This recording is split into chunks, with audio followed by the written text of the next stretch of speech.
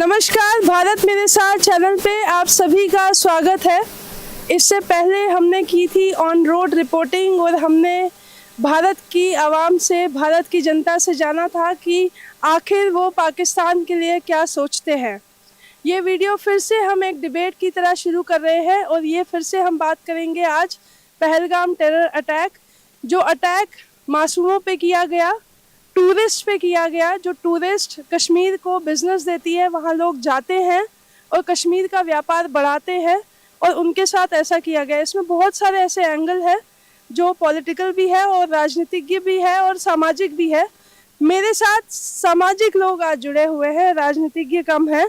समाज क्या सोचता है ऐसे अटैक्स पे, ऐसे टेरर अटैक होते हैं तब समाज की मानसिकता क्या होती है, क्या सोचते हैं आप लोग। पहले लेंगे, नीतू दुआ जी है मेरे साथ में। क्या सोचते हैं, पाकिस्तान को सबक सिखाना चाहिए? बिल्कुल, इस बार तो 100% सिखाना ही पड़ेगा, क्योंकि ये तो इसलिए इनको सबक सिखाना बहुत जरूरी है। और इस बार ऐसा सबक सिखाएंगे कि ये इनका अब्बे खब्बे जो भी है याद रखेंगे, क्योंकि ये बहुत वैसी कौम है पाकिस्तान की। बहुत बढ़िया। हाँ जी मैम, क्या कहेंगे मैम? क्या रुख होना चाहिए भारत का पाकिस्तान की तरफ? भारत का पाकिस्तान की तरफ तो वही रुख होना चाहिए जो सारी जनता चाह रही है इस समय पूरा सभी ये चाह रहे हैं उसका तहस नहस करके उस पार पहुंचाया जाए। अपने देश में उनको रखने का काम ही नहीं है। बहुत गंदी कौम है ये। तो यहाँ पे जो है दिल्ली की जनता है, देख लीजिए कितना आक्रोश है। थोड़ा जोर से बोलिए मैम, क्या चाहते हैं? हाँ, हम भी यही चाहते हैं। बिल्कुल पाकिस्तान के खिलाफ एक्शन लिया जाए, भरपूर लिया जाए। सब जनता साथ है। जो इन्होंने किया है वो तो हैवानियत से भी परे की बात है, और बल्कि सब इंतजार ही कर रहे हैं कि कब इनको तहस नहस किया जाए। आप भी यहाँ पे बैठे हैं मैम, बताइए। नहीं, बहुत जरूर लेना चाहिए एक्शन तो, और जो यहाँ रहते हैं उनको भी बाहर जाना चाहिए। क्या एक्शन होना चाहिए, क्या एक्शन होना चाहिए? एक्शन तो ऐसा हो कि जिंदगी भर याद रखें और हमें बड़ी खुशी मिले। हम तो हम तो सभी कुछ बंद कर दे रहे हैं। उनको जितनी फैसिलिटीज दे रहे हैं सारा बंद करके इधर तक उनको आने का काम ही खत्म कर दिया और जाए। एक पाकिस्तानी ये जो 40-30 साल से भारत में रह रहे हैं, मतलब इनके खसम बैठे हैं पाकिस्तान में, औलाद यहाँ पैदा कर रही है, पाल रही है, भारत के राशनकारी है। ये कौन सा तुक है भाई? तुम्हारे खसम आप पाकिस्तान में पड़े हो, वो रोटी देने की नहीं है? वहां जाके मरो ना। इनको एक एक पाकिस्तानी को देश से निकाला जाए। जो हमारे बेचारे बाहर जो घूमने गए उनके संग जो हुआ है हादसा, इसको सुनकर बहुत दुख हुआ, पर बदले लेने की बात आ ही गई है। अब नहीं उनको छोड़ा जाएगा। तो भाई देखिए, भारत की जनता जो है वो कह रही है बदला लेना चाहिए। सर, आप क्या कहेंगे? हमारा एक ही उद्देश्य है, हम रहे ना रहें, क्योंकि आने वाले टाइम में हमारी संतानें रहेंगी, हमारे बच्चे रहेंगे, तो ये देश भारत ही रहना चाहिए। पहला तो विषय ये है, क्योंकि भारत में सारी संस्कृति है। जो संस्कृति है हिंदू समाज की, जो मेन संस्कृति है, हमारे यहाँ सबको माता के रूप में, बहन के रूप में देखा जाता है औरतों को, लेकिन इनके यहाँ किसी दूसरे नजरिए से देखा जाता है। पहले तो इस विचार को बदलना होगा। और हिंदुस्तान के अंदर एक चीज की मेन विशेषता रहती है कि अतिथि देवो भव। हमने इनको अतिथि करा, गले लगाया, लेकिन इन्होंने हमारे पीठ में ही खंजर घोंपा। हिंदुस्तान में जितने भी रह रहे हैं, हिंदुस्तान में अगर जो पाकिस्तानी सोच रखता है, जो भी पाकिस्तानी सोच रखता है, ऐसे आदमी को भी हम लोगों को यहाँ से भगा देना चाहिए। मैं नरेंद्र मोदी जी से आग्रह करता हूँ, इस तरह के ढूंढ के निकाले जयचंद निकाले और इनका भी देश निकाला करें। पाकिस्तान की चमचागिरी कर रहे हैं, उनको भी देश से बाहर जाना चाहिए। चलिए ठीक है, आपसे लेते हैं मैम, आइए। क्या कहेंगे, पाकिस्तान के खिलाफ कैसा एक्शन होगा? पाकिस्तान में बिल्कुल खत्म करना है, और हम कर दे बोल पाएंगे जो हमारी उसमें है, जैसे हमारे बच्चों को मारा वैसे उनको भी बिल्कुल खत्म करो।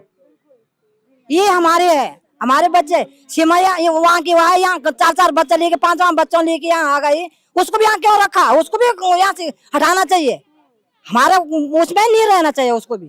ठीक है, जो भी है हमारा वक्त अच्छा है, और उनको सालों को घर में जाके मारेंगे, घर में जाके मारेंगे, घर में जाके मारना है भाई। मारेंगे उनको जैसे उन्होंने हमारे बच्चों को मारा है। दिल्ली में बहुत, मारेंगे अब। दिल्ली की जनता में बहुत आक्रोश। तो हम खुद मारना को चले जाते हैं, और उन्होंने बंदूकों से मारा, उनको हम डराते से मारेंगे। बहुत बढ़िया, बहुत बढ़िया। हाँ, वही हमारे कहाँ से आंटी, कहाँ से हैं? उत्तराखंड से बिलोंग करते हाँ, उत्तराखंड। उत्तराखंड से हैं। भाई हमको तो इतना वो लगा कि हम तो कहते हैं जैसे हमारे सुहाग बाल बच्चों को उजाड़ा है, वैसे तुम्हारे 2-3 बच्चों को भी ऐसी साथी उजाड़ दो, उनको भी न बख्शो कतई। हाँ, जमीन में उनको भी गाड़ दो वहीं पे। मतलब अब नरमी नहीं रहेगी, हाँ, नरमी से काम नहीं चलेगा। हाँ जी। हाँ जी बेटा, क्या बोले 27-28 आदमी मार दिए हमारे देश के, देखो इतने नौजवान मारे, तो हमको पाकिस्तान वाले किस लिए चाहिए ये बताओ पहले, किस लिए चाहिए हमको। कोई बेचारी की शादी हुई, उसने बेचारे ने 2-6 दिन शादी हो रखी थी और क्या नाम कहते वहीं मार दिया उनको। कोई वो थोड़ी है, इतना अन्याय कर रखा है पाकिस्तान वालों ने। हाँ जी, आप क्या कहेंगे मैम? मैम, जब से हमने ये आवाज सुनी है तब से तो बिल्कुल खून खौल रहा है हमारा पाकिस्तान को देख के। इनको तो मैं कह रही हूँ मोदी जी को कि आ रही क्या पा रही, हम आपके साथ हैं, बस एक बार में खत्म करो। आर्य पार होना चाहिए भाई, ये कह रही है भारत की जनता। हाँ जी। ऐसे भी उन्होंने किया, इस बहुत दुख की बात है रही। और इसने हमारे मतलब वो सारे लोग, हमारे जवान हमारे इतने वो कर रहे, शहीद हो रहे हैं, इतना दुख की बात है। बाकी हम तो कह रहे हैं पाकिस्तान के साथ बस होना चाहिए, एक बार में खत्म करो इसको। फिर भी उन लोगों को इतना सपोर्ट करा, हमारे लोग इतना कसाई नहीं, जैसे कसाई हो गया। हफ्ता में बच्चे की शादी करके घूमने गया, उससे भी दुगनी बारात आ गई, मतलब घर बैठे रोई। ये बच्चों के इतना हाँ, आप आइए सर, क्या कहेंगे? क्या देश के नागरिक का इस समय क्या दायित्व है? पाकिस्तान के खिलाफ क्या कहेंगे? यहाँ की जनता का यही है कि इनको जनता का नहीं, मैं आपका हाँ, पूछ रही हूँ। हमारा तो यही है कि जो इनके सख्त खिलाफ इनकी कार्रवाई होनी चाहिए, और सरकार धीरे धीरे कर भी रही है। जैसे कुछ अभी धीरे धीरे फैसले लिए गए हैं उनसे वो एक तरह से स्ट्राइक ही है, और डायरेक्ट जो है सरकार अपना धीरे धीरे अपना लगी हुई है, कर रही है और करेगी, वो करना भी चाहिए। जिस तरह से और बांग्लादेशी आ गए यहाँ पर बसे हुए, अब जैसे धीरे धीरे कार्रवाई हो रही है जो बहुत पहले हो जानी चाहिए थी। और यहाँ के जो लोग हैं, यहाँ के जो हमारे कांग्रेसी वगैरह हैं, जो जिस तरह की स्टेटमेंट आ रही है वो बहुत ही गलत है। वो वहाँ पाकिस्तान गलत मैसेज जा रहा है, और उसको जो है वो वहाँ घुमा रहे, अपने मीडिया में घुमा रहे, जहाँ के जो है स्टेटमेंट है वो वहाँ पर घुमा रहे, उनको थोड़ा उससे राहत मिल रही है। इस तरह से नहीं होना चाहिए। जो भी करना है, जो भी देना, जो देश के अपना जो सरकार के साथ ही रहना चाहिए। ऊपरी तौर पे तो सरकार के साथ है, लेकिन अंदर अंदर जो वो काट रहे हैं उसको, ये मतलब हमारे देश में हाँ गद्दार है। गद्दार है। क्या कहेंगे सर आप? मैडम, पहले देश के गद्दार को खत्म करवाओ। मोदी जी की कमी है हिंदुस्तान में, ये भारत में ये आतंकवादी आए कैसे, ये बताओ ना पहले हमें। लेकिन भारत में तो आज से नहीं आ रहे आतंकवादी। तो मोदी जी को बनाया है प्रधानमंत्री, तो मोदी जी की जिम्मेदारी है ना कि ये इंडिया में कैसे, भारत में कैसे घुस रहे हैं ये लोग। पहले इंडिया में जो अभी का अटैक का जिम्मेदार प्रधानमंत्री को कहते हैं। प्रधानमंत्री पहले जो भारत में आतंकवादी उनको खत्म करें, पहले भारत में जो आतंकवादी उनको खत्म करें, जब पाकिस्तान पर अटैक करें, नहीं तो गृह युद्ध होने की संभावना है। भाई साहब, मैं आपकी बात से सहमत नहीं हूँ। आपने बोला कि मोदी जी इसके जिम्मेदार हैं, मोदी जी अब इसको बंद करें। मोदी जी तो 11 साल से आए हैं, ठीक है, लेकिन उससे पहले जो 70 साल से जो कचरा इकट्ठा कर लिया कांग्रेस आई, कचरा इकट्ठा कर लिया, हिंदू नाम रख के मुस्लिम सोच रखी, पाकिस्तानी सोच रखी, जयचंद वाली सोच रखी, उसको नहीं देखा अपने आप को। और अब नरेंद्र मोदी जी चाहते हैं कि देश सर्वगुण संपन्न रहे, सबका साथ सबका विकास लेके चल रहे हैं। नरेंद्र मोदी जी अभी भी बैठे हैं शांत, और ये नहीं पता नरेंद्र मोदी जी क्या कर सकते हैं। गोधरा कांड में आपने देखा ही होगा कि नरेंद्र मोदी जी को अगर गुस्सा आएगा तो एक तरफा मारेंगे फिर, क्योंकि उनकी सोच बहुत हाई लेवल की है। लेकिन सर यहाँ पे एक चीज ये भी है कि अभी लोग जो कह रहे हैं ना, सिस्टम का लैप्स है, यही कह रहे हैं, तो इस पे क्या कहेंगे? लेकिन कुछ भौगोलिक परिस्थितियां भी हैं, वहाँ स्थितियां ऐसी हैं जो पूरी तरह से वो चीज बंद नहीं हो सकती। या तो जो है पाकिस्तान ऑक्युपाइड कश्मीर को उधर अपने ले, तो उधर जाके बाढ़ लगाएं, जो भी करे तब हो सकता है। अदरवाइज जो जैसे पश्चिम बंगाल में, वहाँ भी स्थितियां ऐसी है कि नदी के द्वारा, वैसे भी समुद्र बिल्कुल लगा हुआ है, तो उनके द्वारा वो आ जाते हैं। सरकार मैंने कहा वहाँ भी मोदी जाएगा क्या? जैसे ये भैया बोल रहे हैं वहाँ भी वही ठीक करेगा क्या? मोदी मोदी मोदी करते रहते हैं। 1900 मैं बताती हूँ आपको, 1900 ऐसा है। जी हमें सबको नरेंद्र मोदी और योगी जी जैसी सोच रखनी होगी, तभी ये जो देश है भारत रहेगा, हिंदू राष्ट्र रहेगा, सनातन रहेगा और सनातन रक्षक रहेगा। सनातन का मतलब है सत्य को जानने वाला सनातन, इसका मतलब ये नहीं है कोई हिंदू धर्म है। अच्छा, एक मिनट, एक चीज मैं बताऊं, कश्मीर में आज ही अटैक नहीं हुआ। हम सभी लोग जानते हैं कि पुलवामा भी हुआ है। उससे पहले 1937, 1986 और ऐसे कई सारे साल हम कश्मीर में देखते हैं। 47 भी हुआ था। तो कई सारे सालों में कश्मीर में कई सारी चीजें ऐसी हुई है, खासकर कश्मीरी ब्राह्मणों पे हम आते हैं। कश्मीरी ब्राह्मणों के साथ भी अत्याचार हुआ और आज भी वहाँ पे वहाँ की जो लोकल जनता है उनके बारे में क्या कहेंगे सर आप?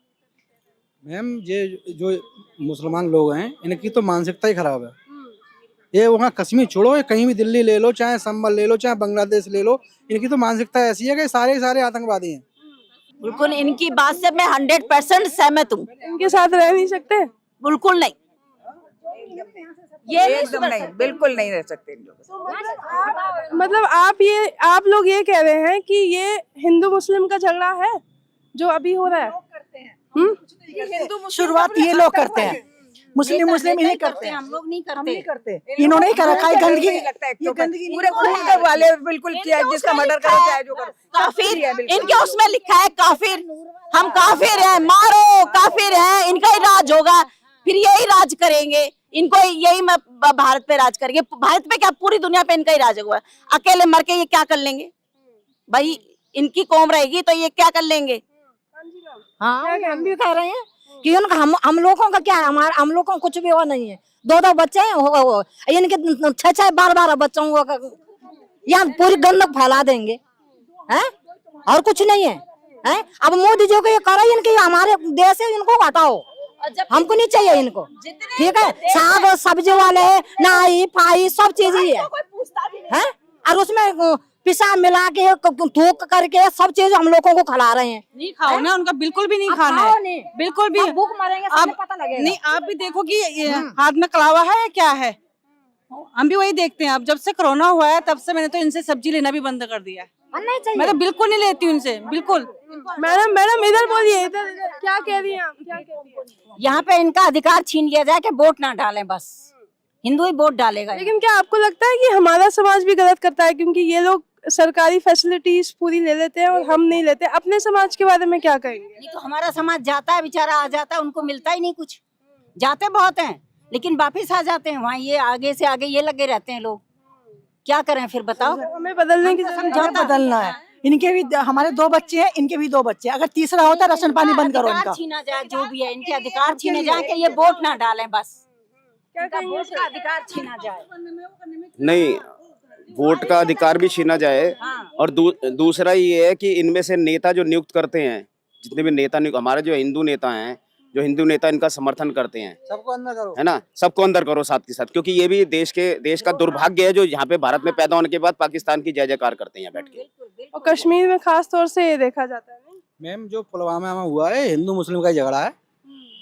ये जो यहाँ संभल में छोटी मोटी जो झगड़े हो गए उसका बदला लिया है इन लोगों ने, इसमें कोई दो राय नहीं है। जाति नहीं, इसमें हिंदू धर्म को विशेष महत्व दी। इसमें ये नहीं देखा कि हिंदू धर्म को अटैक किया गया है, पूरे हिंदू धर्म को अटैक किया गया। इसमें पहले यहाँ अंदर जो लोग मैन जो नेता उल्टे भाषण दे रहे हैं, इनको अरेस्ट करें। जो मेन नेता है सर कह रहे हैं उनको अरेस्ट करें। सिद्धार्थ शंकर जी, मैं टीम से पूछना चाहूंगी कहाँ पे है वो भी, अगर हमें ज्वाइन कर लें जल्दी से। सिद्धार्थ शंकर जी आ रहे हैं, रास्ते में है। हाँ जी सर, क्या कहेंगे? क्यों सर? हिंदुओं की एकता का क्या? हिंदुओं की एकता का क्या? हिंदुओं की एकता तो ऐसी बात है, एक हो ही नहीं सकते। हमारे जो लोकतंत्र है ना, लोकतंत्र में हर पार्टी, दिक्कत क्या है कि हमारे जो जितनी पार्टियां हैं वो सब हिंदूवादी पार्टी हैं, उन्हीं की पार्टियां हैं। तो ये वोट की राजनीति है ना, वोट की राजनीति देश को खाई जा रही है। ये सारा झगड़ा है, क्योंकि उनका वोट लेने के लिए चाहे हम मरे गिरे चाहे कुछ भी हो जाए, लेकिन उनका वोट हमें चाहिए। जातियों में बांट दिया है, जातियों में बांट जाता है। हिंदू धर्म जितना भी है सब जातियों में बटा हुआ है। सबसे बड़ी प्रॉब्लम ये है, इसलिए हिंदू एक नहीं हो सकता। जातियां सबसे बड़ा दिक्कत।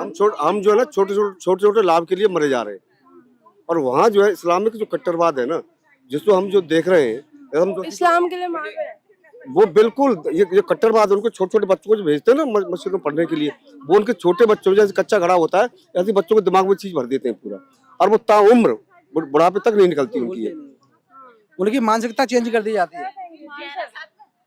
देखिए, लोग ये बोलते हैं कि यहाँ के अंदर, यहाँ बोलते हैं जी हिंदुओं में भेद है, कोई भेद नहीं है। कार्य के आधार पर सबको काम दिया गया, जैसे उसके कर्म थे वैसे कार्य दिया गया। आप उठ के 3:30 बजे प्रभु की आराधना करें, आप बन जाइए पंडित, किसने रोका? 3:30 बजे उठो, 4 बजे उठो, आराधना करो, 3 घंटे 4 घंटे 5 घंटे तपस्या करो, बैठो। आपको उनके अंदर की वो तो दिखाई देती है कि वो मिठाई खा रहे हैं, खीर खा रहे हैं, पूरी खा रहे हैं, लेकिन तपस्या नहीं दिखाई दे रही। उनकी तपस्या देखो, अग्नि के सामने 2-2 घंटे, 4-4 घंटे, 8-8 घंटे बैठते हैं, तपस्या करते हैं। आप छोटी सोच रखते हैं कि पंडित जी, लेकिन आप देखिए वाल्मीकि कौन थे, रविदास कौन थे, कबीरदास कौन थे, उनको भी बैठाया ना, गुरु बनाया नहीं बनाया, उनको समाज ने गुरु बनाया, चाहते तो उनको नीचे जमीन पे गिरा के थे। अम्बेडकर कौन थे, ब्राह्मण के यहाँ पले, ब्राह्मण परिवार में पले, लेकिन उनको सर्वश्रेष्ठ बनाया। बोलने से कुछ नहीं होता है, ऐसे लंबी लंबी बातें करने से कुछ नहीं होता है। जातियों में देश बटा हुआ है, कुछ नहीं हो सकता, हिंदू कभी एक नहीं होगा। ये कह रहे हिंदू कभी एक नहीं होगा, हिंदू एक होगा। पहले से तो काफी फर्क पड़ा है, पहले से तो देखिए काफी फर्क पड़ा है। आगे भी इनकी बुद्धि, अगर इनको अपने भविष्य, अपने बच्चों का भविष्य देखना है तो जरूर इनको उठना पड़ेगा, आंखें खोलनी पड़ेगी, बदलनी पड़ेगी, सोच बदलनी पड़ेगी। जहाँ एक हिंदू को अगर कुछ प्रॉब्लम है तो वहाँ 50 हिंदू को दौड़ना पड़ेगा। और अब तो हकीकत ये, अब तो परशुराम जैसी सोच रखनी पड़ेगी, हाथ में पकड़ो खंडर। क्या निकिता जी हिंदू एक होगा? बिल्कुल होगा ये। आप बोलिए।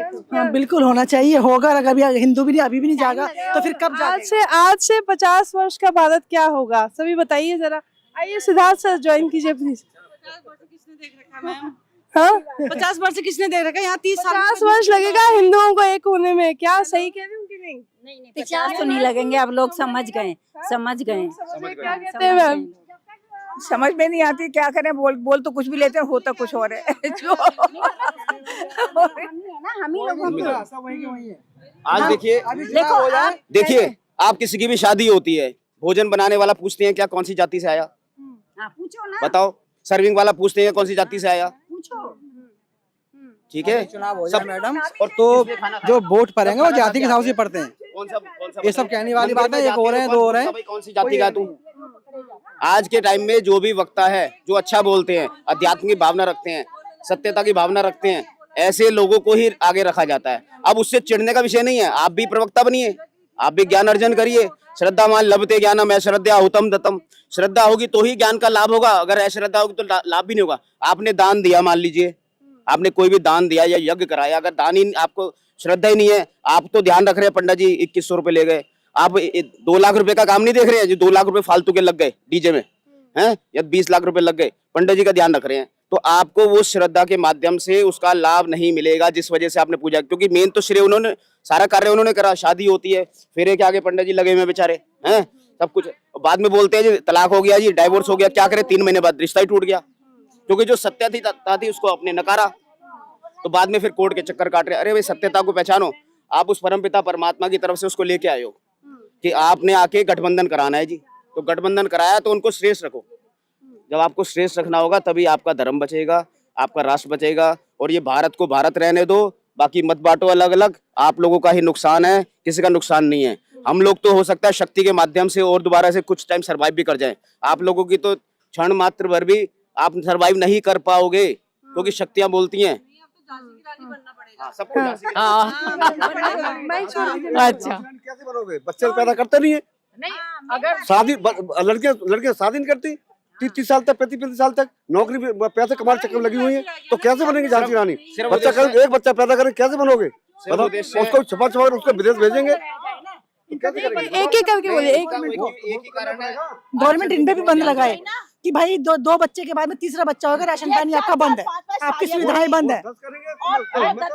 वो तो 4 शादियां करते हैं और 4 शादियों के बाद मान लो 5-5 बच्चे हो रहे हैं, तो वही तो कह रहे हैं कि मैम एक मिनट, डिबेट इधर उधर हो रही है, थोड़ा आराम से बात करें। एक एक करके सर प्लीज। जैसे हिंदू महिला अगर मतलब मुस्लिम से शादी कर रही है तो जो बच्चे पैदा होंगे वो तो मुसलमान हो गए।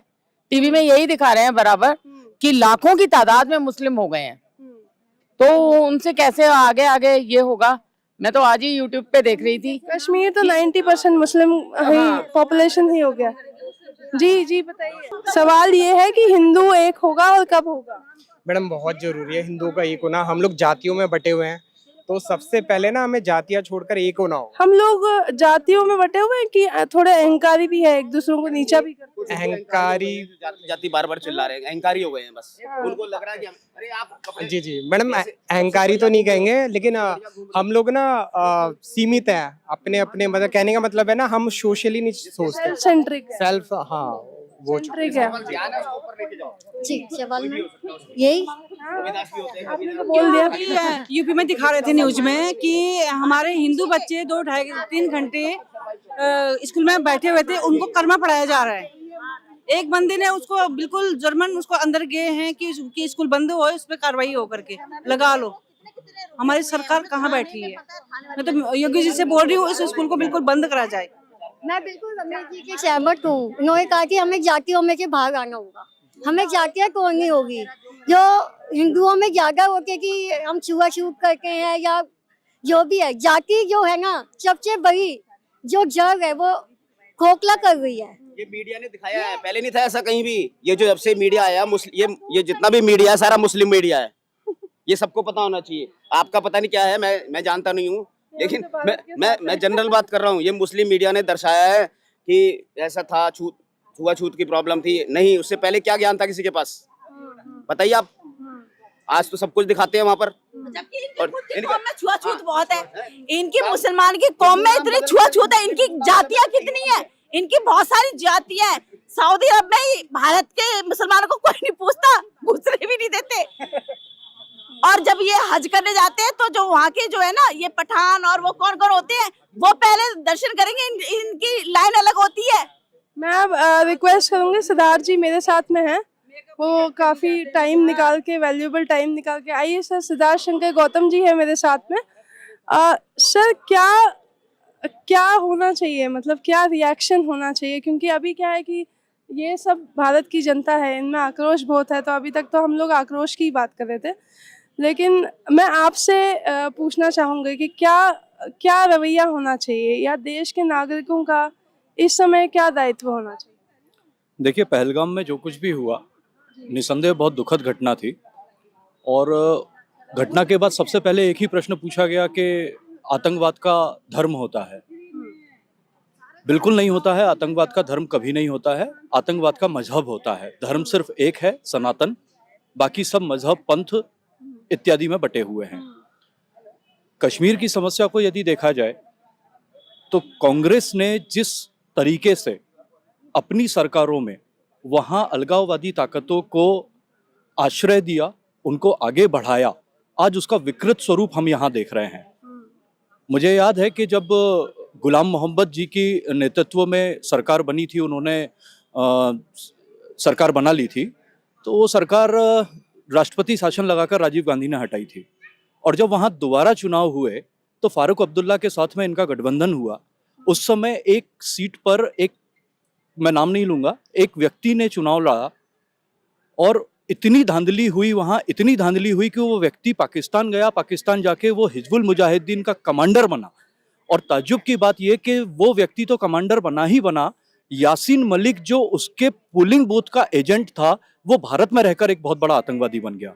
आज वही यासीन मलिक आप देखिए किस स्थिति में है। लेकिन वहाँ जो स्थितियाँ बिगड़ी हैं उसके लिए सरकार बिल्कुल पूरी तरह से इसलिए दोषी मैं मानता हूँ कि आपने वहाँ ना तो हिंदुओं के लिए कोई योजनाएं चलाई, उनको बसाने के लिए कोई योजनाएं चलाई, सिर्फ पंडितों को या हिंदुओं को वहां से भागने पर मजबूर जो किया गया, उनके लिए जम्मू में कैंप बना के रख देना, ये कोई काम नहीं होता है। मतलब प्लान ही था ये पूरी तरह से प्लानिंग थी। और प्लानिंग भी 1980 के दशक से ये शुरू हुई थी। अभी वर्तमान परिप्रेक्ष्य में यदि कहूँ, बहुत आक्रोश है, सब चाहते हैं कि युद्ध हो। लेकिन मेरा ऐसा मानना है कि बहुत सारे परिप्रेक्ष्य ऐसे हैं, कुछ अंतर्राष्ट्रीय हैं, कुछ राष्ट्रीय हैं, सब पर पूरी तरह से विचार करना पड़ेगा। ऐसा नहीं है कि हम युद्ध कर लेंगे तो हमें नुकसान नहीं होगा, हमारी अर्थव्यवस्था भी कमजोर होगी, हमारे ऊपर भी नुकसान होगा। और इसको हम झेल चुके हैं। पहले भी 3 युद्ध हुए पाकिस्तान के साथ, हम जीते, लेकिन उसका बहुत बड़ा नुकसान हमको हुआ, हमारे यहाँ के लोगों की जानमाल की हानि हुई, हमें आर्थिक रूप से उसका सदमा भी लगा। तो युद्ध किसी चीज का सॉल्यूशन नहीं है। मैं ऐसा मानता हूं कि अभी वर्तमान में जो सरकार कदम उठा रही है, अगर पाकिस्तान को FATF की ग्रे लिस्ट में सरकार शामिल करवाने में सफल हो जाती है तो इनको जो $1 मिलियन की जो तत्काल सहायता मिलने वाली है वो तत्काल बंद हो जाएगी। 140 देश इनसे अपने सारे संबंध खत्म कर लेंगे, चाहे वो आयात निर्यात के हों, चाहे वो राजनयिक संबंध हो। जिस दिन वो संबंध खत्म हो गए वो देश पूरी तरह से अलग हो जाएगा।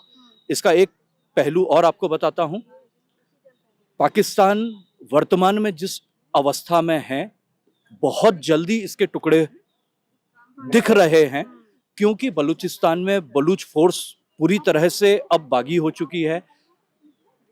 खैबर पख्तूनवा प्रांत अफगानिस्तान उस पर अपना दावा ठोक रहा है, तालिबान उस पर हमले कर रहा है।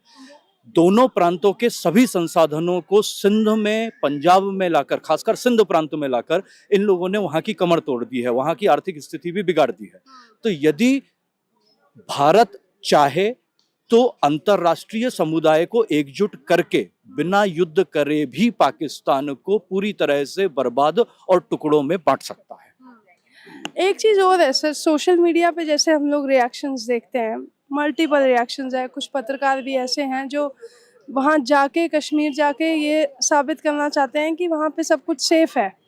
और मैं उसी स्टेट से आती हूँ तो मैं बहुत अच्छे से जानती हूँ कि कश्मीर कितना सेफ़ है हमारे लिए। और हम जब जाते हैं तो हम भी जब टूरिस्ट की तरह जाते हैं, एक कश्मीरी ब्राह्मण होके उसी धरती से आने के बाद जब हम भी एक टूरिस्ट की तरह जाते हैं, उस मानसिकता को आपने जो पक्ष दिया मुझे, वो एक राजनीतिक है, एक बड़ा पक्ष है इंटरनेशनल तौर पे अगर हम देखें, इंटरनेशनल पॉलिटिक्स में अगर हम देखें। लेकिन ये बड़ी छोटी सी चीज़ है, इसे मैं समझना चाहती हूँ कि वहाँ पे जैसे हमारे यहाँ पे हम सनातनी हैं, जैसे इन्होंने कहा कि हम संस्कार अपने बच्चों में देंगे तो वो अपने सनातन को आगे ले जाएंगे।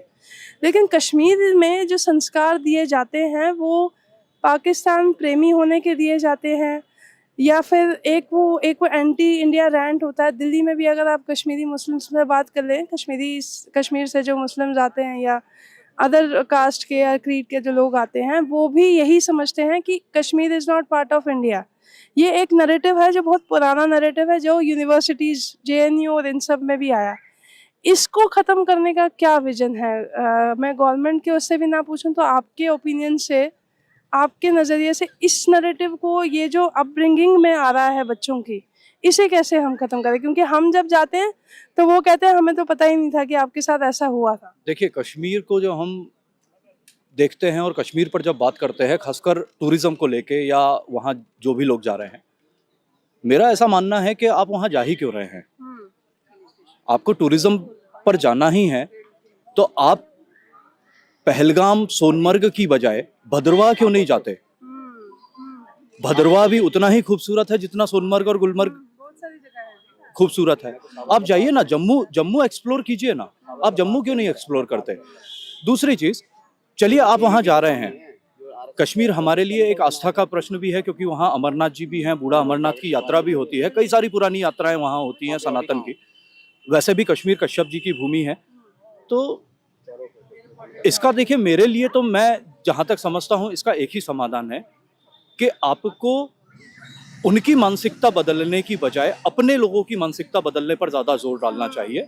क्योंकि उन लोगों को जो सिखाया गया है, जो पढ़ाया गया है, जो वो बचपन से सिखाते आ रहे हैं, मुझे नहीं लगता कि आने वाले 20-30 सालों में उसमें कोई परिवर्तन आएगा। आप देखिए कि जब पहलगाम में आतंकी कृत्य हुआ, उसके बाद कश्मीरियों ने कैंडल मार्च निकाले। उन्होंने ये कहा कि ये हमारे भाई थे, ये यहाँ आए थे, हमारा धंधा चौपट होगा, हमारे यहाँ टूरिज्म बंद होगा। ये सिर्फ 2 दिन 3 दिन चला। उसके बाद वही कश्मीरी, जब पाकिस्तान से युद्ध की बात आती है या कुछ भी होता है, तो उनको अपने मजहब के लोगों की चिंता होने लगती है जो पाकिस्तान में रहते हैं। तो ये हिंदुओं को भी समझना होगा कि आखिर हम स्वयं क्या चाहते हैं। आप श्रीनगर जा रहे हैं, डल लेक में जा रहे हैं, आप नैनीताल जाइए ना भाई, आपको किसने रोका है नैनीताल जाने से? आप डल लेक में जाएंगे, आप वहाँ शिकारे में बैठेंगे तो जाहिर सी बात है कि आप उन्हीं की अर्थव्यवस्था को मजबूत करेंगे, और वो आपके साथ कभी नहीं आएंगे। अभी पत्थरबाजी बंद है, यदि माहौल खराब हो जाए तो आपके उसी पैसे से वो पत्थर फिर से फेंकना शुरू कर देंगे। तो एक्सप्लोर ही करना है। भारत बहुत बड़ा है, घाटियाँ बहुत अच्छी हैं।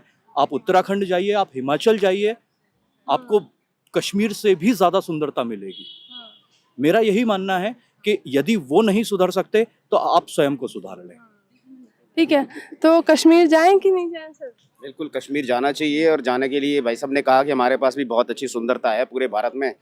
हमारे उत्तराखंड में भी बहुत अच्छी अच्छी जगह हैं जो कश्मीर से भी ज़्यादा सुंदर लगती हैं कई बार, आप देखने में देखेंगे तो उसको। लेकिन डर के नहीं जाना है, निडर होके जाना है। अब सोचने का विषय नहीं है, समझने का विषय है। हम लोगों ने क्या है, श्री राम जी बार बार समझा रहे हैं समुद्र देवता को, भैया मान जाओ मान जाओ मान जाओ। रामचरित मानस में भी विनय न मानत जल्दी जड़ गई 3 दिन बीत, बोले राम सको तो भय बिनु होए ना प्रीत। तो भय तो करना ही पड़ेगा ना। नरेंद्र मोदी जी ने जब भय करा तो आपने पता होगा कि इनके मन में एक डर बैठा हुआ है। नहीं तो फिर हनुमान जी को भेजेंगे हम, हनुमान जी हमारे योगी जी जो उसी श्रेणी में आते हैं, भाई अभी मान जाओ। नहीं तो उदाहरण तो एक ही है, समझा रहे हैं, समझ जाओ, समझा रहे हैं, सबका साथ सबका विकास, सबका साथ सब बेचारे लगे हुए हैं, कोशिश कर रहे हैं, मान जाओ। और मतलब उनके अंदर से एक अगर घृणा पैदा हो गई तो फिर आप समझिए कि भारत में रहना आप लोगों के लिए मुश्किल हो जाएगा। यहाँ पे जितने जयचंद हैं जो पाकिस्तानी सोच रखते हैं उनको भी बदलना होगा। अगर आपको भारत में रहना है, हिंदुस्तान को उच्च शिखर पर देखना चाहते हैं कि भारत हमारा उच्च शिखर पर रहे। अभी तीसरे नंबर पे आ गई हमारी अर्थव्यवस्था, तो फर्स्ट नंबर पे आने में देर नहीं लगती है, क्योंकि ओवरऑल सारी कंट्रीज नरेंद्र मोदी जी को फॉलो करती हैं। सिर्फ ये 3 या 4 रह गई हैं। ये क्या चाहती हैं, इनकी मंशा क्या है पता नहीं। भैया अभी पहलगाम में अटैक हुआ, क्या कहेंगे? कुछ कहेंगे? बस हमारा तो एक ही है, सीधा परमाणु बम घेरो, खत्म करो। ना कुछ देखना ना देखना, ना बचेंगे ना बढ़ेंगे, खत्म। इसमें ना सरकार की गलती है। वैसे अगर कोई आम आदमी कोई चीज लेके जाएगा, कुछ भी लेके जाएगा तो उसका पता नहीं चल जाता, पुलिस वाले पकड़ लेते हैं। यूं चेक करेंगे कि कुछ है तो नहीं। आदमी इतनी दूर से इतनी बंदूक के हथियार लेके आ रहा है तो उसका क्यों नहीं पता चलता? कितने जंगलों में ढूंढेंगे यार? क्यों ढूंढने के लिए है क्या इतनी फोर्स है? अभी मैं मैम अगर इनको चाहिए कि क्या नाम है, अगर पाकिस्तान अगर कुछ बम रख के चले जाए या कोई ऐसा हथियार रख के चले जाए, क्या ये पकड़ पाएंगे आपको? आप ये समझिए। अगले दिन आएंगे कहाँ से सर, ये बताइए आएंगे कहाँ से? हवा में से तो आएंगे नहीं, आएंगे तो रोडों से ही, आएंगे तो रोडों से ही। मैं बोल रहा हूँ सर, आप सुनो, तिलक छोड़ो। मैं बोल रहा हूँ आप एक पिस्टल लेके चोरी की घूम लो, पूरी दिल्ली घूम लो, और ना पकड़ा मेरा नाम सचिन नहीं। चोरी की पिस्टल लेके घूम लो पूरी दिल्ली में, ना पकड़ा मेरा नाम सचिन नहीं। बंदे इतने सारे हथियार लेके आ कहाँ से रहे हैं?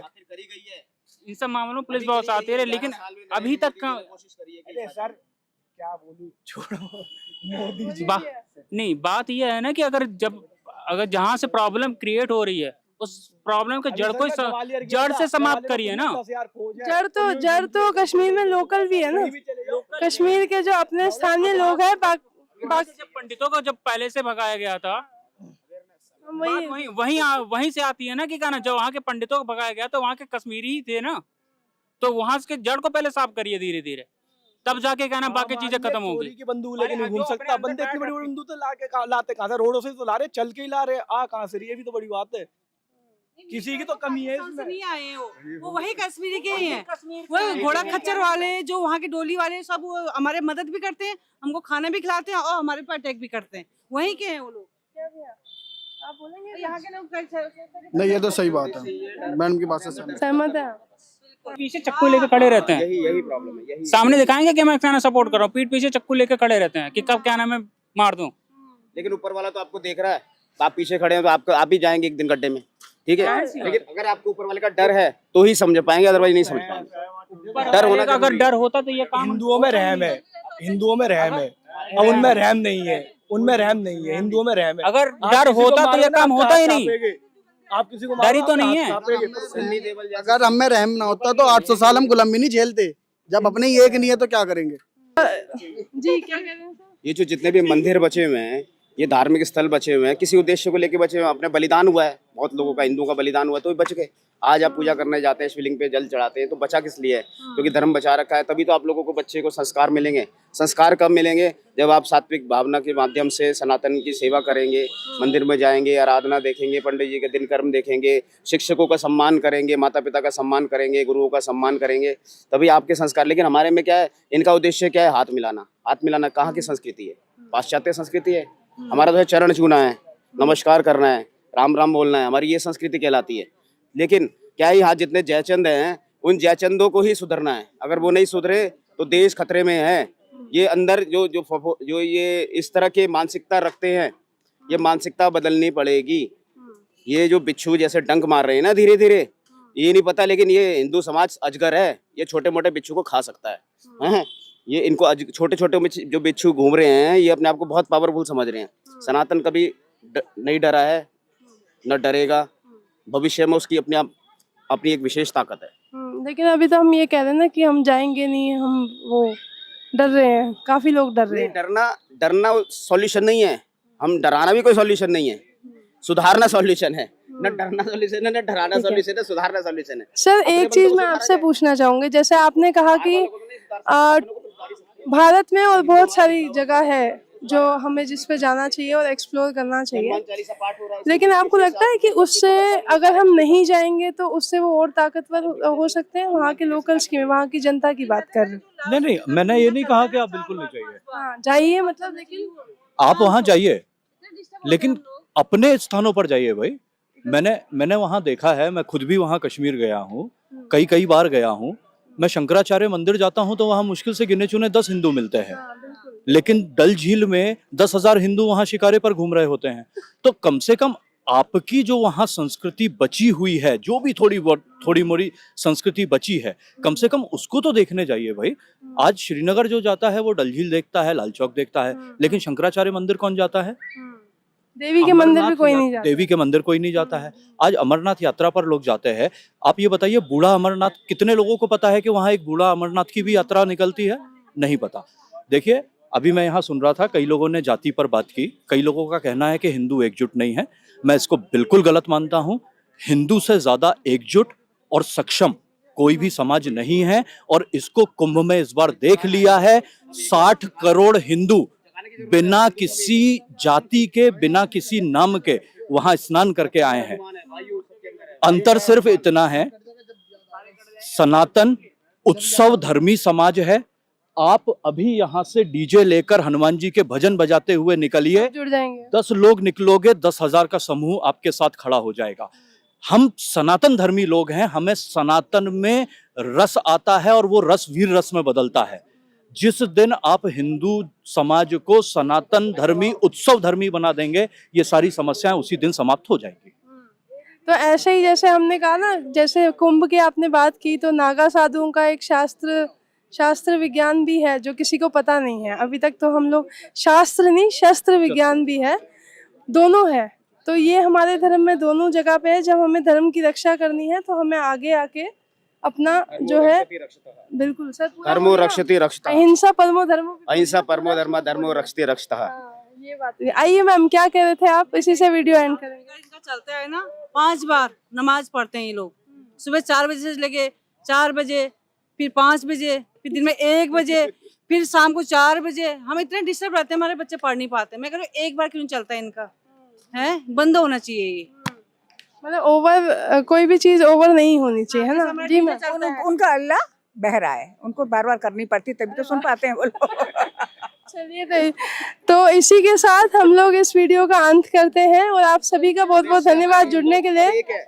हाँ, तो हम लोग, आइए सर, सब लोग आप आइए ना, यहाँ पे आइए, मेरे पीछे आ जाइए।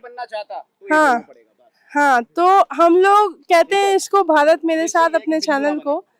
तो भारत को हम कैसे दर्शाना चाहते हैं, तो मेरी एक और रिक्वेस्ट ये है, जैसे आपने कहा सर कि सनातन जो है वो बच्चे तक जाना चाहिए, तो ये आपका पटपड़गंज है, बहुत बड़ा एरिया है, गुरुकुल खोलिए।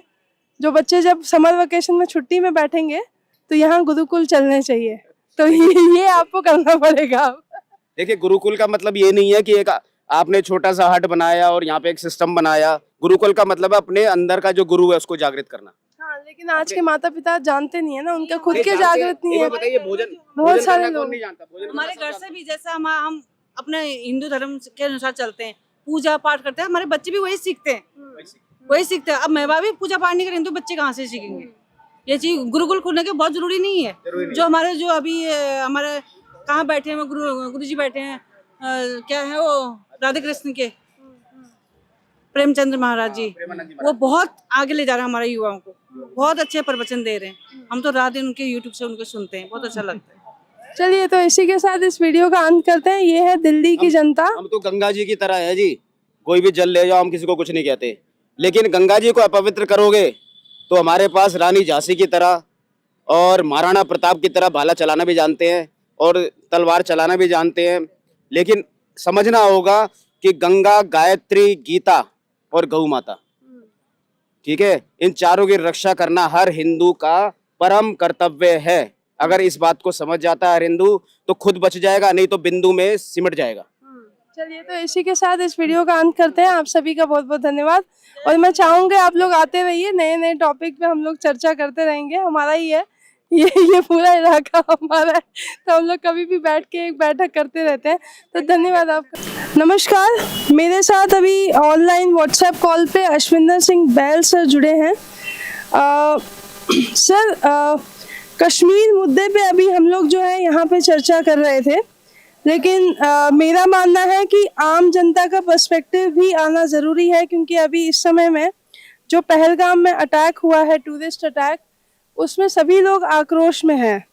तो आक्रोश दिखाना तो हमारा काम होता ही है, लेकिन एक पर्सपेक्टिव जो फोर्स की तरफ से आता है, डिफेंस की तरफ से आता है, वो हम आपसे लेना चाहेंगे। मेरा पहला सवाल है सर, पहलगाम अटैक से अब हमें क्या सीखना चाहिए? क्योंकि इससे पहले भी हमने कई टेरर अटैक्स देखे हैं कश्मीर में, और ये एक ऐसा अटैक है जो बिल्कुल टूरिस्ट अटैक है, जो कभी भी किसी ने एक्सपेक्ट नहीं किया था इस देश में। तो हमें क्या सीख मिलनी चाहिए और हमारा रवैया क्या होना चाहिए? सुरभि, बहुत बहुत धन्यवाद, आपने मुझे बुलाया, अपने आमंत्रित किया अपने इस महत्वपूर्ण डिस्कशन के अंदर। सबसे पहले मैं ये कहूँगा कि सुरभि, कश्मीर की सिचुएशन इतनी अच्छी हो गई थी आर्टिकल 370 के हटाने के बाद। टूरिस्ट करोड़ों की संख्या में आ रहे थे कश्मीर के अंदर, और जब पाकिस्तान ने देखा कि 2,35,00,000 टूरिस्ट आए 2024 में, और इस बार तो होटल्स ओवरबुक थे, कहीं ना कहीं ऐसी सिचुएशन बन रही थी जो कश्मीर हमारे देश के साथ इंटीग्रेट होता जा रहा था, और कश्मीरियों को लग रहा था कि भारत ही हमारा देश है। ऐसे समय में पाकिस्तानी जनरल जो है, चीफ ऑफ आर्मी स्टाफ है उनके, आसिफ मुनीर, उन्होंने नॉन रेजिडेंट पाकिस्तानी को बुलाया और उनको ये बोला कि 2 नेशन थ्योरी समझाई, हिंदू मुस्लिम के डिफरेंसेस बताए, और बताया कि कश्मीर उनकी जुगुलर वेन है, यानी कि वो कश्मीर को किसी भी हालत में हथियाना चाहेंगे। उसके बाद ये हमला हुआ। इसमें पूरा का पूरा पाकिस्तान का हाथ है, और इसमें जो टेररिस्ट, जो फॉरेन टेररिस्ट आए थे, आतंकी जो आए थे, वो लश्कर-ए-तैयबा के आतंकी हैं, और उनका कोऑर्डिनेशन जो है, आपने सही, लश्कर-ए-तैयबा का जो कमांडर है, सबसे सीनियर लीडर है, उसके द्वारा लेकिन किया उनका एक बहुत ही घातक आतंकी है, जिसका नाम मूसा है, या कस्तूरी भी कहते हैं उसको। तो उसने ये पूरा कोऑर्डिनेट किया था, लेकिन किसके इशारे पे किया था? ये पाकिस्तान आर्मी चीफ के इशारे पे किया था। आज से कुछ रात पहले जब आपने देखा पुलवामा हमला हुआ था, उस समय यही जनरल ISI का चीफ है, इंटेलिजेंस एजेंसी का चीफ है, जो कोऑर्डिनेट करता है सभी आतंकी हमले जो भारत के अंदर होते हैं। पाकिस्तान में डीप स्टेट है, यानी कि आर्मी का पूरा कंट्रोल है। नाम के लिए वो डेमोक्रेसी है, लेकिन इलेक्शंस को रिग किया जाता है, और पॉलिटिकल लीडर्स टोटली दबाव में होते हैं आर्मी चीफ और आर्मी जनरल के, जैसे वो चाहेंगे वैसे वो देश को रन किया जाता है। इसी वजह से पाकिस्तान की इकोनॉमिक हालत बहुत ही खस्ता है, वो चारों तरफ से घिर गया है। पहले के तालिबान पाकिस्तान, जो कि एक पश्तून की मिलिटेंट ऑर्गेनाइजेशन है, उसको बनाया भी पाकिस्तान ने था। इस समय वो पाकिस्तान के अगेंस्ट अटैक कर रही है। जो बलूचिस्तान लिबरेशन फ्रंट और लिबरेशन आर्मी है, वो भी अटैक कर रही है पाकिस्तान को। तो कहीं ना कहीं वो चारों तरफ से घिरा हुआ था। लोग के अंदर सिचुएशन अच्छी नहीं, तो उसको लगा कि कश्मीर में हमला करेंगे, हिंदू मुस्लिम राइट्स होंगे पूरे देश के अंदर, और जब हिंदू मुस्लिम राइट्स होंगे तो पाकिस्तान का ध्यान जो है हिंदुस्तान की तरफ आएगा। हिंदुस्तान अगर अटैक करता है तो आर्मी चीफ जो है उनकी जो नेक्स्ट 2 या 3 साल या 5 साल तक उनकी टेन्योर एक्सटेंड हो जाएगी, और वापस उनका वजूद को इम्पोर्टेंस मिलेगा, और वापस कश्मीर पाकिस्तान की तरफ जाना शुरू हो जाएगा। ये उनका बड़ा गेम था, हिंदू मुस्लिम डिवाइड करना। लेकिन हमारा देश इतना अच्छा देश है, और उनकी गेम को मोदी जी बिल्कुल क्लियरली समझ गए, और उन्होंने वो कोई ऐसे राइट्स होने नहीं दिए, कोई भी हिंदू मुस्लिम राइट्स नहीं होने दिए। कश्मीर में भी दिखाया कि कश्मीरियत अभी जिंदा है। उनका एक आदिल करके था, वो बचाना चाहता था, तो वो भी मारा गया था। हालांकि कुछ ओवरग्राउंड वर्कर्स हैं कश्मीर के अंदर जो सपोर्ट करते हैं टेररिस्ट को, उनको पकड़ पकड़ के अभी जेल में भरा जा रहा है, उनकी इंटरोगेशन की जा रही है। 15 के करीब से लिंक्स मिले हैं इस हमले के साथ, लेकिन जो मेन करता धरता है वो पाकिस्तानी जनरल है जो पाकिस्तान के अंदर लोकेटेड है। इसी वजह से उनकी पूरी आर्मी इस समय मोबिलाइज कर चुकी है, यानी कि बॉर्डर्स के पास पहुंच चुकी है। हमारी जो सेना है वो भी एक्टिवेटेड है, वो पूरी तरीके से तैयार है कि कल अगर कोई भी एक्शन लेना है तो हमारे प्रधानमंत्री ने बहुत क्लियरली कहा कि आर्मी के ऊपर फेथ है और जो भी आर्मी डिसीजन लेगी, जब भी लेगी, जो टारगेट चूज करेगी, जो मोड ऑफ अटैक चूज करेगी, वह आर्मी के साथ पूरी फुल है, पूरी ऑपरेशनल फ्रीडम है इंडियन आर्म फोर्सेस को। और साथ ही में उन्होंने ये भी कहा कि हम किसी भी आतंकी को नहीं छोड़ेंगे और जो आतंकियों को सपोर्ट कर रहे हैं, फाइनेंस कर रहे हैं, उनको भी नहीं छोड़ेंगे। तीसरी बार आज उन्होंने बोला और इसमें इंग्लिश में बोला ताकि इंटरनेशनल कम्युनिटी बहुत क्लियरली समझ ले। हम वेट करते हैं राइट मूवमेंट का। हमने इंडस वाटर ट्रीटी को तो सस्पेंड कर दिया है, इससे पाकिस्तान को जो बहुत बड़ा इम्पैक्ट होने वाला है आने वाले टाइम में नदियां हैं, जो इंडस है, चेनाब है और झेलम है, इसका पानी वहाँ पे 25% GDP बनाता है। पंजाब और सिंध को उसकी खेती को पूरा देखता है। तो अगर ये पानी पे कहीं से भी अंकुश आ गया तो पाकिस्तान की इकोनॉमी एकदम खत्म हो जाएगी। तो एक हमने वो स्टेप लिया, पाकिस्तान के जितना डिफेंस के थे ऑफिसर को वापस भेज दिया, रिप्रेजेंटेशन कम कर दी, 55 से हम 30 पे ले आए और साथ में कई उनके ऊपर रिस्ट्रिक्शंस किए, इंपोर्ट बंद कर दिया, उनकी बोट्स नहीं आ सकती, एयर स्पेस जो है वो भी इस्तेमाल नहीं कर सकते हमारा। हम तैयार हैं, जब राइट टाइम होगा और राइट टारगेट को हम चूज करके मारेंगे ताकि पाकिस्तान दोबारा ये हिम्मत ना कर सके। लेकिन सर अभी जो ये पहलगाम में ये जो टेरर अटैक हुआ है स्पेसिफिकली, इसको लेके सबसे ज़्यादा जो विक्टिम्स हैं उनके भी जो स्टेटमेंट्स आ रहे हैं वो यही थे कि वहाँ पे फोर्सेस डिप्लॉय नहीं थी और वो एक टूरिस्ट स्पॉट था और मेरे ख्याल से टूरिस्ट स्पॉट पे डिफेंस जो है फोर्सेस डिप्लॉय की भी नहीं जाती है। लेकिन मैं आपसे एक पर्सपेक्टिव लेना चाहूँगी कि जो ये एंट्री होती है इन टेररिस्ट की, जो ये एंट्री होती है, ये कैसा एक लैप्स है कि ये कहाँ से ये लोग आ जाते हैं बॉर्डर के अंदर और कैसे ये लोग इन सब चीज़ों को एग्जीक्यूट करते हैं कि इतना बड़ा टेरर अटैक होता है और 26 से 27 लोगों की मौत बड़ी आसानी से हो जाती है। और उसके बाद फिर से कश्मीर में एक फेयर साइकोसिस होता है कि कश्मीर हमें नहीं जाना चाहिए क्योंकि वहाँ सेफ्टी और सिक्योरिटी नहीं है। और आई बीइंग अ कश्मीरी पंडित, मैं एक चीज़ और आपसे बोलना चाहूँगी कि 2016 में we also faced the stone pelters.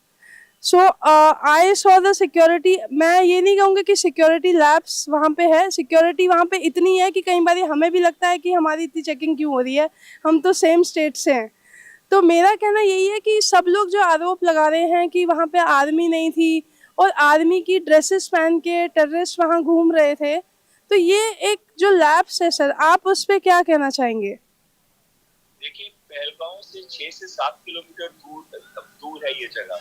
ये एक मेडोज के अंदर आती है, इसके आसपास घने जंगल हैं जहाँ से बड़े आराम से वो 4 आतंकी आ गए, जिससे 2 आतंकी फॉरेन टेररिस्ट थे। आने के बाद उन्होंने निहत्ते टूरिस्ट को आइडेंटिफाई करके कि वो हिंदू है कि मुस्लिम है, फिर उसके बाद उनको मारा। अब जब उन्होंने मारा उनको तो उनकी जो लेडीज थी, वाइफ्स थी टूरिस्ट की, उन्होंने कहा हमें भी मार दो, बच्चों को भी मार दो। तो उन्होंने ये कहा ये आप अपने प्राइम मिनिस्टर को बताइए, मोदी जी को बताइए। तो मोदी जी ने बहुत सीरियसली लिया इसी वजह से। ये नहीं है कि वहाँ पे सिक्योरिटी लैब्स, एक्चुअली इस जगह पे परमिशन ली जाती है बिफोर कोई टूरिस्ट को भेजा जाए। तो कहीं ना कहीं सिक्योरिटी एजेंसी का तो नहीं मैं कहूँगा, जो सिविल एडमिनिस्ट्रेशन है वहाँ पे और जो सिक्योरिटी एजेंसी है, दोनों के बीच में तालमेल की शायद कमी थी और वो इन्वेस्टिगेशन हम करेंगे बाद में। ये नहीं है कि उसको नहीं करेंगे, जो ये इंटेलिजेंस फेलियर है या इंटेलिजेंस लैब्स है, इसकी इन्वेस्टिगेशन की जाएगी। लेकिन ये समय ये देखने के लिए नहीं है कि गलती का हो, ये समय ये देखने के लिए है कि आतंकवाद को हमेशा के लिए कैसे खत्म किया जाए। देखिए, सिक्योरिटी फोर्सेस 99% अटैक्स को बचा देती है, लेकिन जो 1% एक अटैक हो जाता है, हम सब उसी पे फोकस करते हैं कि ये एक अटैक हुआ तो कितने मारे गए, लेकिन हम ये नहीं देखते कि कितने सारे अटैक जो है सिक्योरिटी फोर्सेस ने बचाए हैं। तो अभी इस समय किसी के भी मनोबल को कम करने का नहीं है। इस समय है कि पाकिस्तानी जनरल जो कोऑर्डिनेट करते हैं अटैक, उनको कैसे खौफ में लाया जाए, उनके ऊपर कैसे हम अंकुश करें ताकि आगे कभी भी वो हिम्मत ना कर सके ऐसे आतंकी हमले करने के लिए। इस कश्मीर का खास तौर से मैं पूछना चाहूँगी, कश्मीर का जो नागरिक है जिन्हें काफ़ी लोकल्स भी पकड़े गए हैं, तो कश्मीर के जो नागरिक हैं वो अभी भी मैं कई जगह पे देखती हूँ, मैं क्योंकि 15 साल से जर्नलिज्म में हूँ और मैं बहुत गौर से देखती हूँ ये चीज़ें कि कश्मीर का नागरिक आर्मी के डिफेंस के भी बहुत अगेंस्ट बात करता है।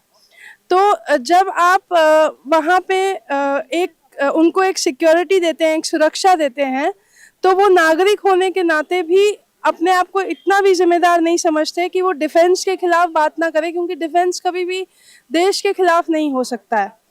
तो जो नागरिक है मैं उनका जो माइंडसेट है डिफेंस के खिलाफ, आर्मी पे भरोसा नहीं करना, या ये ऐसे बोल देते हैं कि ये इंडिया की आर्मी है, हम पाकिस्तान के, ये सब जो नैरेटिव्स चलते हैं ऑन सोशल मीडिया ऑल्सो, तो इसको सर इस पे कोई पॉलिसीज और इस पे कोई रोक नहीं लग सकती है क्या? हम इसको इम्प्रूव नहीं कर सकते हैं? डिफेंस पे ट्रस्ट कैसे करे वहाँ का लोकल नागरिक?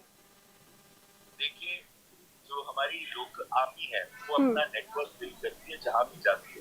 उनका एक कैंपेन होता है विदिन हार्ट्स एंड माइंड्स, वैम कैंपेन होता है, उसको वो जरूर चलाती है। तो लोकल एरिया में डेवलपमेंट ये बात जो आपने कही, अगर आज से 6 साल 7 साल पहले की आप बात करें तो मैं बिल्कुल आपके साथ सहमत हूँ। जब आपने कहा पत्थरबाजी भी होती, आपको याद होगा वो हीरो की तरह बने हुए टेररिस्ट आते थे जिनको हीरोइजाइज किया जाता था। वो सिचुएशन काफी हद तक चेंज हो गई है। क्यों?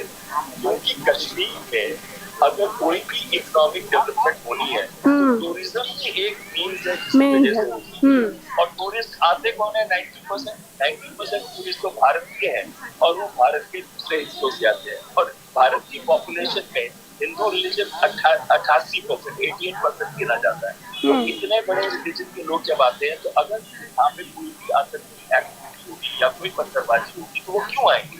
और क्योंकि ये नहीं हो रही थी लास्ट 2-3 साल से सिचुएशन काफी बेटर हो गई, तो करोड़ों की संख्या में स्विट्जरलैंड कहते हैं, जैसे पहलगाम के पास का एरिया भारत का स्विट्जरलैंड, तो वहाँ पे भारत के स्विट्जरलैंड में आ रहे थे और बड़े खुश थे। कितने खुश थे जबकि आतंकियों ने हमला किया। हमें एक चीज का ध्यान रखना है, हमें ऑर्डिनरी कश्मीरी और पाकिस्तान के जनरल्स में फर्क रखना है। हमें ऑर्डिनरी कश्मीरी और जो आतंकी है उसके अंदर फर्क रखना है, क्योंकि अगर आप ऑर्डिनरी कश्मीरी को तंग करेंगे तो कहीं और मैं आपकी जो मनसा है मैं समझ सकता हूँ, क्योंकि आपको जितना तंग करके कश्मीर से निकाला गया था आज से कई साल पहले, तो आपके मन में और आपके दिमाग में जो एक दर्द है और एक जो इम्प्रेशन है कश्मीर का, उसको जाने में बहुत समय लगेगा। लेकिन हमें लोगों का दिल जीतना है, हमें तो मुस्लिम राइट्स नहीं कराने हिंदुस्तान के अंदर, वही तो पाकिस्तान चाहता है। अगर हम वो कराएंगे तो वो सब जगह यही कहेंगे कि होम ग्रोन इंसर्जेंसी, ये होम ग्रोन टेररिज्म था। ये होम ग्रोन टेररिज्म नहीं है।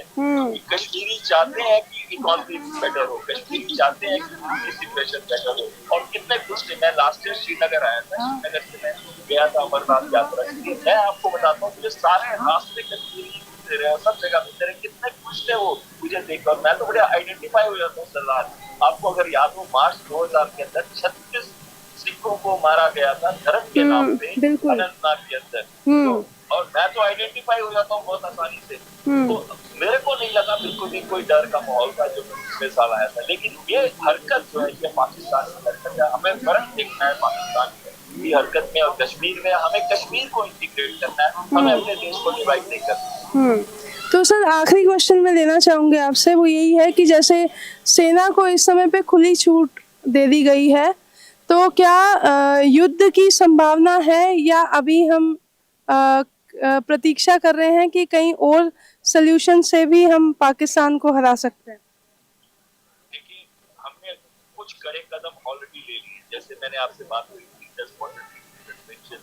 रिप्रेजेंटेशन लेवल डिप्लोमेसी से कम करने की, उनकी इकोनॉमी पे धक्का लगा। हम FATF को भी अप्रोच कर रहे हैं कि उनको आगे लूट ना दिया जाए। हम चारों तरफ से अंकुश बना रहे हैं। हमारी थल सेना, वायु सेना और नौ सेना पूरी तरह से एक्टिव है। इससे इतने डर का माहौल बन गया पाकिस्तान के अंदर। साथ साथ में जो उनके अपने इंटरनल प्रॉब्लम्स है, जैसे बलूचिस्तान बलूचिस्तान के अंदर है।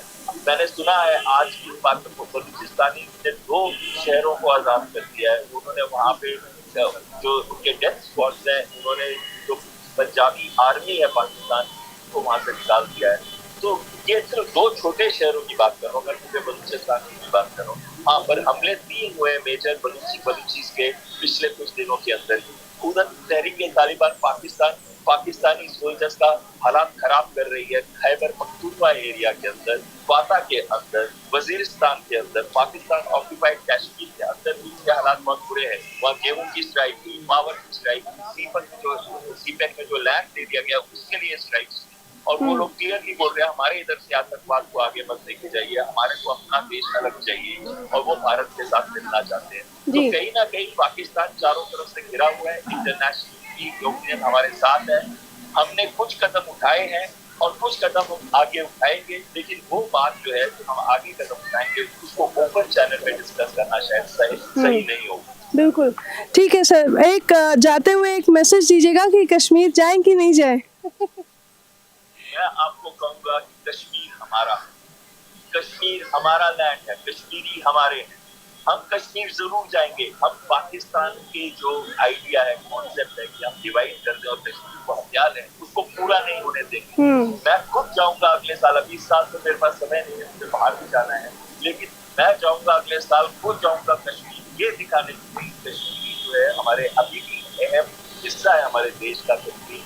और हमारे सारे टूरिस्ट को मेरा ये मैसेज है कि पाकिस्तान का जो ये घिनौना काम है उसको सक्सेस न होने दे। कश्मीर जाइए, हमारी सेना पूरी तरह से डिप्लॉयड है।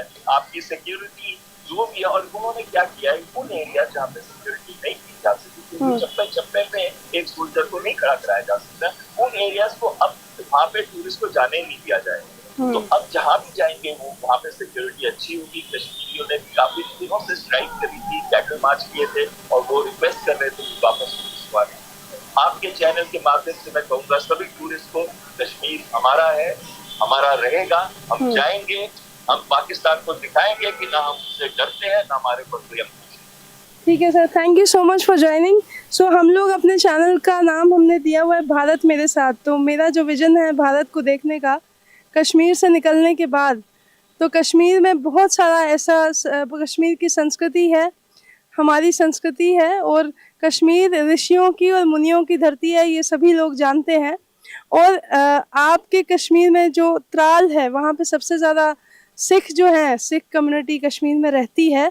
और हम लोगों ने जब स्टोन पेल्टिंग फेस किया था तो एक सरदार जी ने ही हमें सेव किया था। तो मैं अब आज भी उनको याद करती हूँ कि उनका जो एक वो स्टैंड था हम लोगों को लेके कि नहीं मुझे सबको बचाना है। तो ऑलमोस्ट 5 और 6 जो थे हम लोग गाड़ी में थे, 5-6 लोग, उसमें से 2 लोग जो थे वो लद्दाख के थे, पुलिस ऑफिसर्स थे लद्दाख के, and they were in civil dress, क्योंकि उनको इतना वो लोग स्केयर थे कि ये लोग हमें मार सकते हैं। तो even they are against Ladakhis also.